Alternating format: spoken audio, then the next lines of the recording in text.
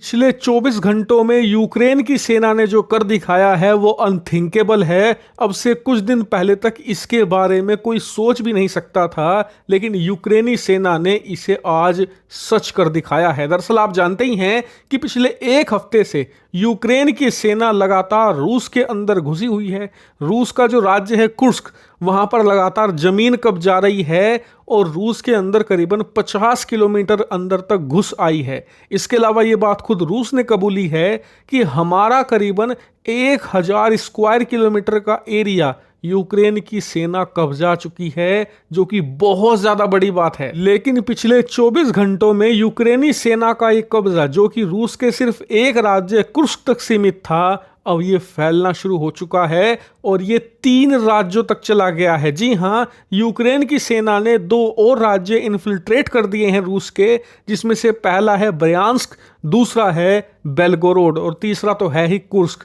यानी कि 3 राज्यों में अब जमीन कब्जाओ अभियान शुरू कर दिया है यूक्रेन ने, जो कि बहुत तेजी से जारी है। और बताया जा रहा है रूसी सेना ने अब अपनी ही जमीन पर यूक्रेन के बॉर्डर से करीबन 60 किलोमीटर पीछे ट्रेंचेस खोदने शुरू कर दिए हैं। ये होते हैं ट्रेंचेस, ये सोल्जर्स जो सैनिक होते हैं उनकी सुरक्षा के लिए खोदी जाती है, ताकि वो सुरक्षित रूप से अपने आप को बचाते हुए दुश्मन पर गोली चला सकें। और अब रूस के सैनिक यूक्रेन के बॉर्डर से 60 किलोमीटर पीछे ये ट्रेंचेस खोदना शुरू कर चुके हैं। इसका मतलब साफ है कि रूस को भी अब नहीं लगता कि वो यूक्रेनी सैनिकों को अपनी जमीन से खदेड़ पाएगा। इसीलिए फिलहाल वो यूक्रेन को पीछे खदेड़ने की बजाय यहीं पर रोकना चाहते हैं, ताकि यूक्रेनी सैनिकों का कब्जा यहीं पर 50-55 किलोमीटर तक रुक जाए और वो लगातार जो राजधानी मास्को की तरफ बढ़ रहे हैं वो ऐसा ना बढ़े। लेकिन आपको बता दूं, ये एक बहुत ही बड़ा साइन है कमजोरी का, जो कि रूस ने दिखा दिया है यूक्रेन को कि हम आपको अपनी जमीन से नहीं खदेड़ पाएंगे, हम बस आपको रोकना चाहते हैं। और इसीलिए अब यूक्रेन की सेना का मोराल एक और ज्यादा पायदान ऊपर जा चुका है। इसीलिए इन्होंने सिर्फ और सिर्फ जो कुर्स्क राज्य में अपना कब्जा शुरू किया था उसे अब फैलाना शुरू कर दिया है। यानी कि रूसी सेना के लिए जो मोर्चा है उसे फैला रहा है धीरे धीरे करके यूक्रेन, बेलगोरोद और ब्रयांस्क में कब्जा शुरू करके। हालांकि मैंने देखा कि भारत में बहुत सारे लोग हैं जो अब भी ये मानने को तैयार नहीं है कि ये सच खबर है, जबकि रूस इसे एक्सेप्ट कर चुका है।